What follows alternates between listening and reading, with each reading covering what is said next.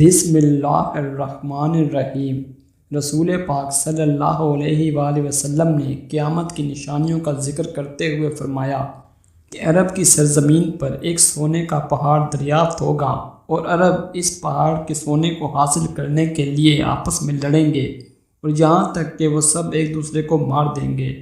دوستو، آج کل یہ خبر بہت گردش کر رہی ہے کہ سعودی عرب کے اندر سونا دریافت ہوا ہے اور بہت سی قیمتی دھاتیں بھی اس کے ساتھ دریافت ہوئی ہیں۔ یہ سونے کے ذخائر سعودی عرب کے شہر مدینہ میں دریافت ہوئے ہیں۔ یہ خبر دنیا کے ہر چھوٹے بڑے اخبار میں چھپی ہے اور بڑے بڑے یوٹیوبر بھی اس کے اوپر بات کر رہے ہیں، یہاں تک کہ سعودی عرب کے اپنے ہی ایک ادارے نے ٹویٹر پر اس خبر کی تصدیق کی ہے اور کہا ہے کہ سعودی عرب کے اندر سونے کے ذخائر دریافت ہوئے ہیں۔ اس وقت پورے سعودی عرب کے اندر جشن کا سا سماں ہے کہ سعودی عرب کو اللہ نے مزید دولت عطا کی ہے۔ دنیا کے بڑے بڑے سرمایہ کاروں کی نظر اب سعودی عرب پر ہے۔ سعودی عرب حکام کا یہ کہنا ہے کہ اس سونے کی وجہ سے بہت سے ممالک سعودی عرب کے اندر اب سرمایہ کاری کریں گے اور تقریباً 4000 سے زائد لوگوں کو اس سونے کی وجہ سے روزگار فراہم ہوگا۔ جہاں اس وقت پورا سعودی عرب سونا ملنے کی وجہ سے جشن منا رہا ہے، وہیں پر وہ رسول پاک صلی اللہ علیہ وآلہ وسلم کی اس بات کو بھول گئے ہیں کہ سعودی عرب میں سونے کی دریافت قیامت کی نشانیوں میں سے ایک نشانی ہوگی۔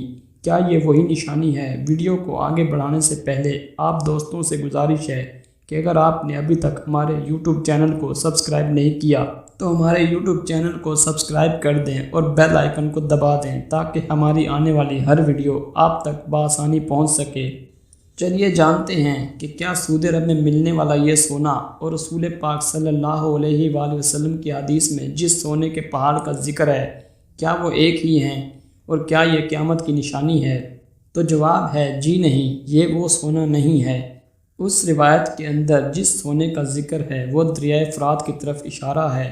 حضرت ابو ہریرہ روایت کرتے ہیں کہ رسول پاک صلی اللہ علیہ وآلہ وسلم نے ارشاد فرمایا کہ قیامت قائم نہیں ہوگی یہاں تک کہ دریائے فرات خشک ہو جائے اور اس میں سے سونے کا پہاڑ نکل آئے، اور اس سونے کے لیے ہر انسان دوسرے کو قتل کرنے لگے گا یہاں تک کہ 100 میں سے 99 افراد قتل ہو جائیں گے۔ ہر شخص یہ سوچ رہا ہوگا کہ شاید وہ بچ جائے اور خزانہ اس کا ہو جائے۔ اس روایت کے اندر جس سونے کے پہاڑ کا ذکر ہے وہ دریائے فرات کے خشک ہونے پر ظاہر ہوگا۔ ابھی جو سونا اور معدنیات دریافت ہوئے ہیں وہ سعودی عرب کے شہر مدینہ کی ایک کان سے دریافت ہوئے ہیں اور بیشتر علماء کے مطابق اس سونے کا تعلق اس دریائے فرات کے سونے سے نہیں ہے۔